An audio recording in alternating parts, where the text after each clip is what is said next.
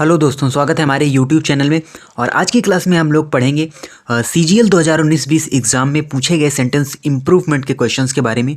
यानी ये इंग्लिश के प्रैक्टिस सेशन की सीरीज होगी जिसमें हम 2019-20 एग्ज़ाम में पूछे गए इंग्लिश के क्वेश्चंस के बारे में डिस्कस करेंगे। और टॉपिक वाइज हम सभी सेगमेंट्स को कवर करने वाले हैं। यानी सेंटेंस इम्प्रूवमेंट है, इरर्स के क्वेश्चन है, फिलर्स के क्वेश्चन है, उसके साथ ही साथ वोकैब के जो क्वेश्चन है सभी को हम अच्छी तरीके से कवर करेंगे टॉपिक वाइज। तो अगर हम बात करें तो 18 सेट यानी 18 शिफ्ट में ये एग्ज़ाम हुआ था CGL 2019-20 का। और इसमें हर एक शिफ्ट में अगर आप देखेंगे तो 2 क्वेश्चन इरर के, 2 क्वेश्चन सेंटेंस इम्प्रूवमेंट से, यानी आप ये कह लें कि हर एक सेगमेंट से रिलेटेड 2-2 क्वेश्चन पूछे जाते हैं। तो यानी कुल मिलाकर हमारे पास 36 क्वेश्चन होंगे सेंटेंस इम्प्रूवमेंट के, 36 इरर्स के और 36 ही फिलर्स के क्वेश्चन होंगे। तो इनको हम 3 पार्ट में कवर करेंगे, यानी 3-3 पार्ट में हर एक सेगमेंट को कवर करेंगे। क्योंकि साथ ही साथ हम आपको जो ग्रामेटिकल रूल उसमें अप्लाई होते हैं उसके बारे में भी डिटेल में यहाँ पर हम लोग डिस्कस करने वाले हैं। और इसकी PDF ऑलरेडी आपको टेलीग्राम चैनल पर अवेलेबल करा दी जाएगी क्लास से पहले। और देखिए पहले पार्ट की जो PDF है वो आपको टेलीग्राम चैनल पर अवेलेबल करा दी गई है और वहाँ से आप उसे पहले प्रैक्टिस कर सकते हैं, देन फिर क्लास से उन क्वेश्चंस को मैच कर सकते हैं। और साथ ही साथ जो उसमें रूल अप्लाई हो रहा है, यानी जो भी ग्रामेटिकली रूल उसमें अप्लाई हो रहा है उसको भी आप अच्छी तरीके से लर्न कर सकते हैं।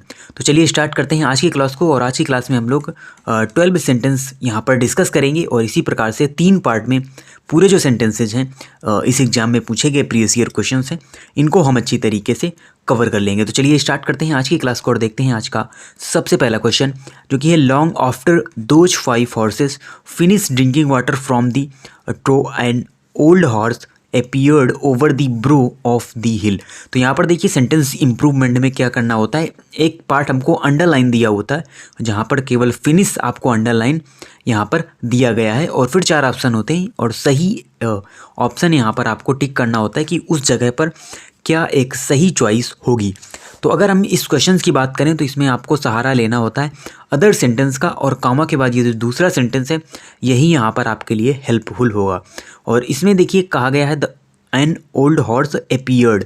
तो यहाँ पर आप देखेंगे टेंस की मदद से यहाँ पर लगी हुई है वर्ब की सेकेंड फॉर्म V2, और यानी कि ये टेंस पूरा पास्ट टेंस में है तो पहले ही आप यहाँ पर हैव फिनिश्ड और उसके अलावा नो इम्प्रूवमेंट वाला ऑप्शन पहले ही एलिमिनेट कर देंगे। क्योंकि यहाँ पर दूसरा सेंटेंस पास्ट में है तो पहला भी हर हाल में पास्ट में ही होगा, क्योंकि दोनों सेंटेंस पास्ट को ही फॉलो करेंगे। उसके अलावा एक रूल हमने आपको पहले ही बताया था जब हमने 2020-21 वाले क्वेश्चन किए थे, तो वहाँ पर भी हमने आपको बताया था कि जब एक सेंटेंस में V2 फॉर्म लगी हो तो दूसरे सेंटेंस में आपको हैड प्लस V3 का यूज करना होगा। वो पहले सेंटेंस हो या बाद में सेंटेंस हो, दोनों ही सेंटेंस पास्ट में होने चाहिए।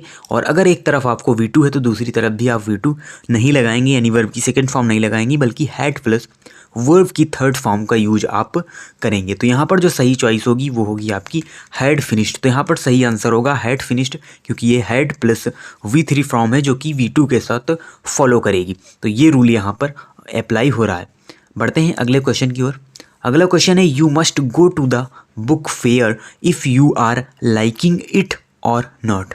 तो यहाँ पर इतना जो पार्ट है if you are liking it, इसको आपको यहाँ पर इम्प्रूव करना है, या ये कह लें सेंटेंस इम्प्रूवमेंट के क्वेश्चंस में इसी प्रकार से आपसे अंडरलाइन पार्ट को ही आपको रिमूव करना होता है और सही चॉइस वहाँ पर चूज करनी होती है।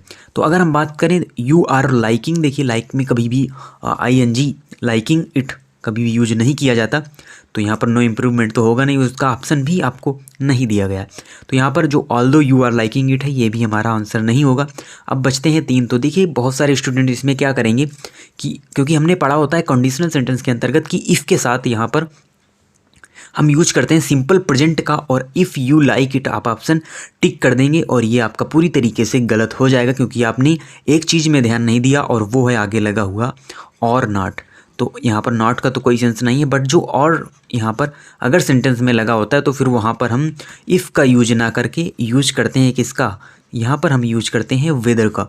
अगर सेंटेंस में आगे और लगा हुआ है, एक चॉइस यहाँ पर दी गई है और यानी लगा हुआ है, तो फिर आपको यहाँ पर वेदर का यूज करना होगा। और वेदर से भी 2 सेंटेंस स्टार्ट हैं, वेदर यू हैव लाइक्ड या वेदर यू लाइक इट। तो यहाँ पर सही आंसर होगा whether you like it or not.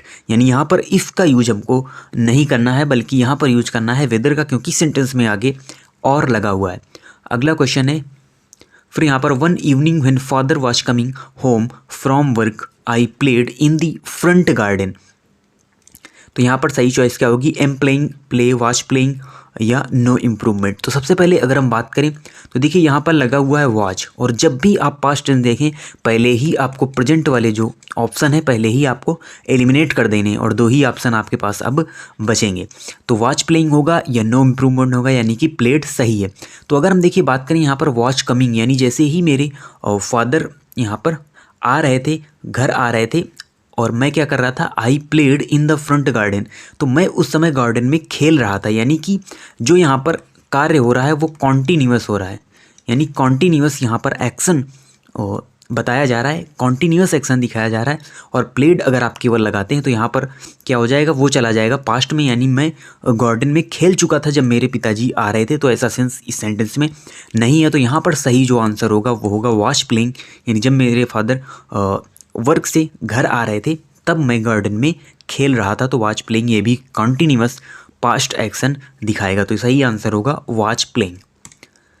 अगला क्वेश्चन है, I was sitting at home doing nothing when I had heard that song again.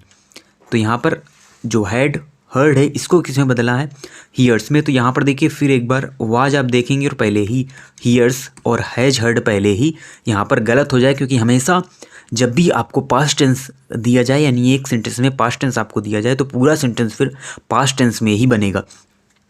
तो ये दो ऑप्शन हमारे पहले ही रॉन्ग हो जाते हैं। अब हर्ड या हैड हर्ड, यानी आप पास्ट इंडिफिनिट का यूज करेंगे या पास्ट परफेक्ट का यूज करेंगे। तो देखिए जो पास्ट परफेक्ट का यूज है वो हम कब करते हैं, वो हम तब करते हैं जब एक एक्शन ऑलरेडी हो चुका हो, यानी past perfect used we are talking about an action took place before another past action. यानी इसका मतलब ये है कि पहले ही एक पास्ट एक्शन हो चुका हो तभी हम यहाँ पर यूज करेंगे पास्ट परफेक्ट का। तो यहाँ पर जो सही चॉइस होगी वो होगी हर्ड, यानी यहाँ पर हम यूज करेंगे पास्ट इंडिफिनिट का, क्योंकि पहले जो एक एक्शन है वो यहाँ पर हो रहा है और दूसरे एक्शन की बात की जा रही है। अगला क्वेश्चन है, you will not learn cycling unless you don't try. तो सिंपल सा ये क्वेश्चन है, क्योंकि यहाँ पर एक वर्ड आपको मिल गया अनलेस। और बात करें अगर हम अनलेस की, तो अनलेस एक अपने आप में निगेटिव वर्ड होता है और इसके साथ हम कभी भी नॉट का यूज नहीं करते हैं। तो यहाँ पर देखिए आंसर दिए हुए हैं कई सारे, until you are not trying और अनटिल यू डोंट ट्राई। तो देखिए जो अनटिल होता है इसका यूज हम करते हैं टाइम के सेंस में, समय के सेंस में, तो अनटिल वाले ऑप्शन सही नहीं होंगे। और यहाँ पर जो सही आंसर होगा वो होगा अनलेस यू ट्राई, क्योंकि जो अनलेस होता है वो सेंस तो निगेटिव देता है, बट उसके साथ क्योंकि पहले ही निगेटिव है तो हम नॉट का यूज नहीं करेंगे। तो नो इम्प्रूवमेंट वाला ऑप्शन भी हमारा गलत होगा, सही आंसर होगा अनलेस यू ट्राई। अगला क्वेश्चन है, our new office will become operational from a weeks time. तो यहाँ पर बात की जा रही है कि मेरा जो नया ऑफिस है वो ऑपरेशनल होगा, हमारा जो नया ऑफिस है वो ऑपरेशनल होगा कब से, फ्रॉम अ वीक्स टाइम। तो यहाँ पर जो सही आंसर होगा वो होगा इन अ वीक्स टाइम, यानी यहाँ पर जो बात की जा रही है वो बेसिकली की जा रही है इन अ सर्टेन टाइम समथिंग, एक निश्चित समय की बात की जा रही है। तो इन अ वीक्स टाइम यहाँ पर सही चॉइस होगी। अगला क्वेश्चन है, having being warned before he did not repeat the mistakes. तो देखिए यहाँ पर दिया हुआ है हैविंग, और हैविंग के साथ हम यहाँ पर बीइंग का यूज कभी भी नहीं करते हैं। तो बीइंग वार्न्ड, उसके अलावा बी वार्न्ड बिफोर पहले ही गलत हो जाएगा। और हैविंग के साथ हम यूज करते हैं हैविंग बीन प्लस वर्ब की थर्ड फॉर्म, और सही आंसर होगा third number been warned before, यानी having been warned before he did not repeat the mistakes. तो हैविंग बीन प्लस वर्ब की थर्ड फॉर्म का यूज हम यहाँ पर करेंगे। अगला क्वेश्चन है, I don't see some reasons why my application should be rejected. तो यहाँ पर देखिए एक वर्ड आपको मिला सम, और ये जो वर्ड है सम इसका यूज हम करते हैं केवल और केवल पॉजिटिव सेंटेंस में, यानी जब अफर्मेटिव सेंटेंस हो, या केवल हम ये कह लें सिंपल भाषा में कि हमेशा पॉजिटिव सेंटेंस होना चाहिए। सम का यूज हम तभी करेंगे जब सेंटेंस पॉजिटिव होगा, और यहाँ पर पहले ही लगा हुआ है डोंट, यानी डू नॉट पहले ही लगा हुआ है, और सम का यूज हम करते हैं केवल पॉजिटिव सेंटेंस में। तो नो इम्प्रूवमेंट हमारा पहले ही यहाँ पर गलत होता है। और साथ ही साथ सम रीजन्स भी यहाँ पर गलत होगा। अब दो ही ऑप्शन बचते हैं, मैनी रीजन्स हो या एनी रीजन्स हो। तो देखिए सम और एनी का प्रयोग आपने पढ़ा होगा। एडजेक्टिव के अंदर एनी का जो प्रयोग है ये किया जाता है निगेटिव सेंटेंस में, और सेंटेंस है निगेटिव, तो इसलिए हम यूज करेंगे any reasons. Any reasons why, तो सम का यूज पॉजिटिव सेंटेंस में, एनी का यूज निगेटिव सेंटेंस में, और यहाँ पर सेंटेंस है निगेटिव, तो इसलिए यूज करेंगे हम एनी का। अगला क्वेश्चन है he was greatly disappointed to be failed again. तो टू बी फेल्ड को यहाँ पर रिमूव करना है और इसकी जगह में सही चॉइस रखनी है by being failed, to failed, on failing या नो इम्प्रूवमेंट। तो देखिए डिसअपॉइंटेड जो वर्ब है इसके साथ एक प्रीपोजिशन आता है ऑन, और उसके अलावा ऑन फेलिंग यहाँ पर सही आंसर होगा, क्योंकि ये जो फॉर्म बनेगा ये आपका पार्टिसिपल फॉर्म बनेगा। पार्टिसिपल फॉर्म का हम यूज यहाँ पर करेंगे। और डिसअपॉइंटेड ऑन यानी किस चीज़ पर, he was greatly disappointed on failing again, यानी एक बार दोबारा से फेल होने के लिए उसको दुख हुआ, डिसअपॉइंट हुआ वो किस पर, फेलिंग पर, यानी जब वो फेल हो गया दोबारा से। तो ऑन फेलिंग यहाँ पर सही चॉइस होगी। अगला क्वेश्चन है the old lady nearly dead from fright. तो देखिए यहाँ पर डाइड की कई सारी फॉर्म दी हुई हैं, died of, died in, died with या नो इम्प्रूवमेंट। तो सबसे पहले हम बात कर लेते हैं, ये प्रीपोजिशन से रिलेटेड क्वेश्चन है जिसमें कई सारे प्रीपोजिशन अलग अलग कंडीशंस में लगते हैं। तो डाई ऑफ, उसके अलावा डाई के साथ यूज किया जाता है फ्रॉम का, और एक फ्रेज होता है डाई इन हार्नेस। तो ये तीन होते हैं। और डाई ऑफ की बात करें तो किसी बीमारी या किसी बीमारी से किसी व्यक्ति की मृत्यु होना डाई ऑफ होता है। उसके अलावा डाई फ्रॉम में आता है जैसे थर्ड्स है, यानी कि भूख प्यास से मरना, फिर वहाँ पर हम यूज करेंगे डाई फ्रॉम का। और डाई इन हार्नेस होता है कार्यकाल के दौरान मृत्यु, कार्यकाल के दौरान मृत्यु होना डाई इन हार्नेस कहलाता है। तो यहाँ पर जो सही आंसर होगा वो होगा आपका डाइड ऑफ फ्राइट, यानी उसकी मृत्यु यहाँ पर डाइड, डेड फ्रॉम फ्राइट नहीं होगा बल्कि डाइड ऑफ फ्राइट होगा सही आंसर। अगला क्वेश्चन है mother was watching a movie when the lights were going of. तो देखिए यहाँ पर बात की जा रही है पास्ट टेंस की बात है। उसके अलावा अगर हम बात करें तो हैव गॉन ऑफ पहले ही गलत हो जाए, क्योंकि सारा सेंटेंस जो है वो यहाँ पर पास्ट में बनेगा। तो mother was watching a movie, यानी जो माता जी हैं वो यहाँ पर मूवी देख रही थी। When the lights were going of, जब लाइट जा रही थी। इस सेंटेंस का तो ये सेंस है कि जब लाइट जा रही थी तब जो मदर है वो मूवी देख रही थी।